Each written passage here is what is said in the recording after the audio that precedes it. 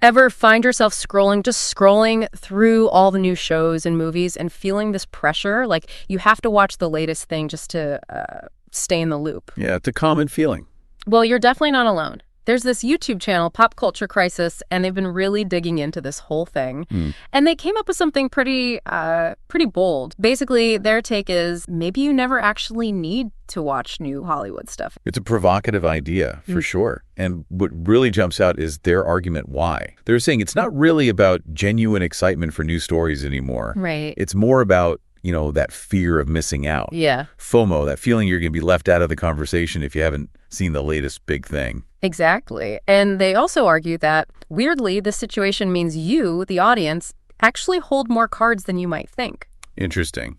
So, okay, let's dive into that main point. Hollywood leaning on FOMO. Why? Well, their analysis suggests that maybe the well of truly fresh, original ideas, it's kind of running a bit dry. We're just seeing so many reboots, remakes, adaptations of things we already know. Yeah, endless sequels, prequels. Right. So the question becomes, are we getting something genuinely new and exciting, or is it more like just the same thing with a slightly different look? It makes you wonder. I mean, when you look at the release schedule, does that feeling kind of resonate with you, that sense of It definitely raises questions about how we spend our free time, doesn't it? Yeah. If most new things are just riffs on old things. Then why not just watch the old things? Or maybe things you missed from before. Exactly. The video suggests that looking back, exploring entertainment history, might actually give you more bang for your buck. Enjoyment-wise. Better quality, maybe. Potentially, yeah. Or at least more reliably good. Content that's already, stood the test of time. It's funny you say that. The host on Pop Culture Crisis, they mentioned making a list something like 125, maybe 140 TV shows from the past they'd recommend. Wow, that's a lot. Yeah. And the interesting part was they deliberately didn't include some of the really huge ones at first. Like no Sopranos, no Mad Men, no Breaking Bad on the initial list. Just to make a point about the sheer volume. Exactly. To show just how much quality TV is already out there beyond the obvious titans. It really puts the amount of stuff available into perspective. And it's not just nostalgia talking, according to their argument. It's about the creative environment back then, maybe. How so?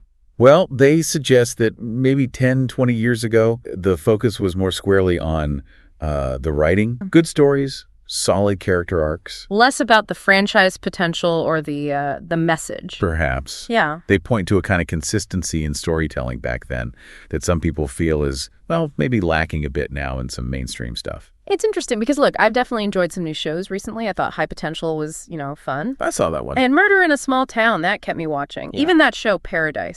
And this is what the video nails, I think.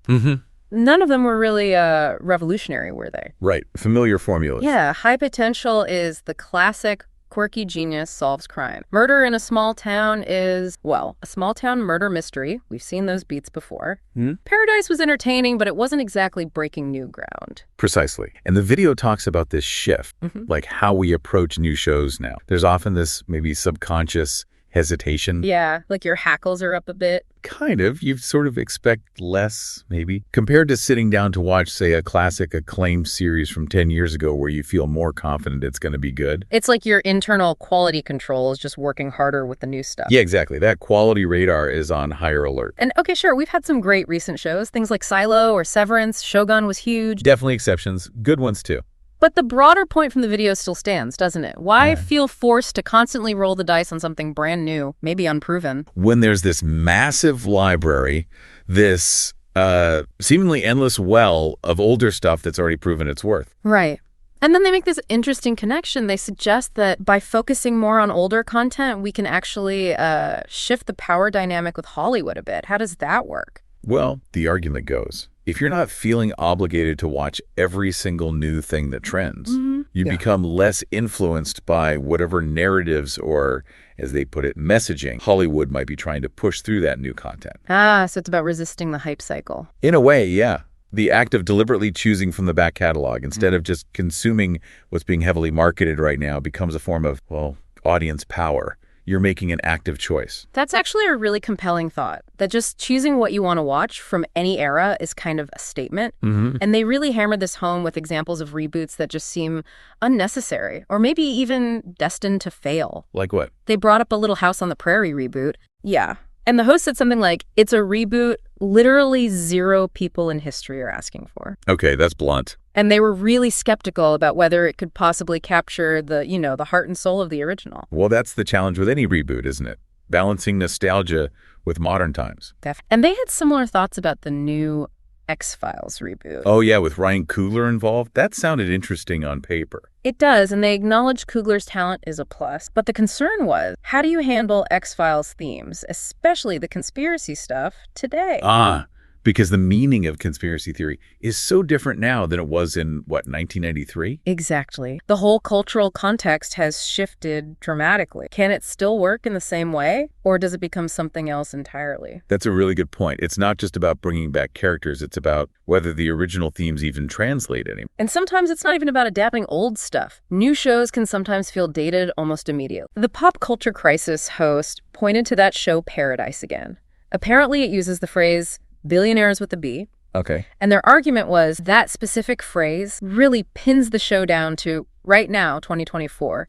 It reflects this very current Hollywood obsession or talking point. So it potentially locks the show into this specific moment, making it feel dated faster. That's the idea. Does that kind of hyper-current language limit how well a story holds up over time? It's an interesting thought. It is. And did they mention other reboots they were skeptical about? Yeah, a few others got brought up, like Clueless, Malcolm in the Middle, One Tree Hill, even Friday Night Lights. Wow, those are all pretty beloved originals. Right. And the question was, can a reboot really capture what made them special? The video seemed doubtful, suggesting that, quote, modernity in Hollywood simply will not allow that. That's a strong statement. Basically saying the current system might just crush the original magic. Feels like that's the concern. Like there's a big risk of just getting watered down versions. A risk of diminishing returns, definitely. Yeah. So the conversation in the video then takes a bit of a turn, looking at outside factors. They mention this potential huge tariff, like 100% on movies made outside the U.S. Oof, 100%. That's massive.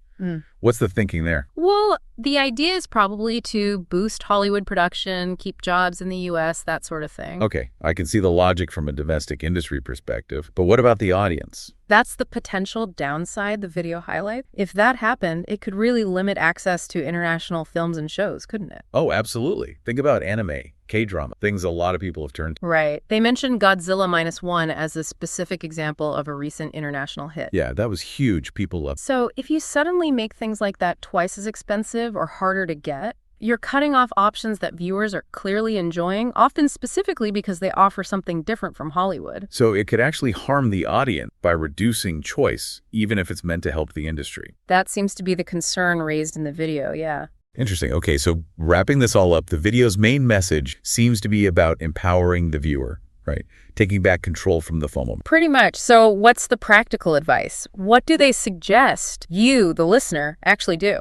Well, the core recommendation is pretty simple, really. Be deliberate, curate your own entertainment. Meaning make your own lists. Think about all the great shows and movies from past years, things you love, things you missed. And actually seek them out. Yeah. Use streaming services. They have huge back catalogs. Dig out those old DVDs or Blu-rays. Check your digital purchase history. Revisit the classics. Discover hidden gems you never got around to. Exactly. Be proactive about finding quality stuff that already exists instead of just passively consuming whatever's new this week. It's almost framed as a way to, well, the video puts it pretty bluntly, a way to stick it to Hollywood. Yeah, I think that was the phrase. By basically saying, nope, I'm not playing the FOMO game. I'm not watching your potentially mediocre new thing just because it's trending. Right. I'm choosing entertainment based on what I know is good or what I'm genuinely curious about, regardless of when it came out. It's about shifting your focus from the pressure of keeping up to the pleasure of exploring this vast, rich history of film and television that's already available. Rediscovering old favorites, finding things that are new to you. Okay, so to leave everyone listening with something to think about, consider this. How much time, how much maybe emotional energy do you spend chasing that next big thing, feeling like you have to watch it? And then compare that to the potential satisfaction of just settling in with something you know is great, or finally watching that classic film everyone talks about, or rediscovering a show you loved years ago. Could consciously opting out of that constant cycle of new releases actually lead to a more rewarding, maybe less stressful viewing experience? It's definitely food for thought next time you're wondering what to watch, isn't it? Something to consider for your own deep dive into the world of entertainment.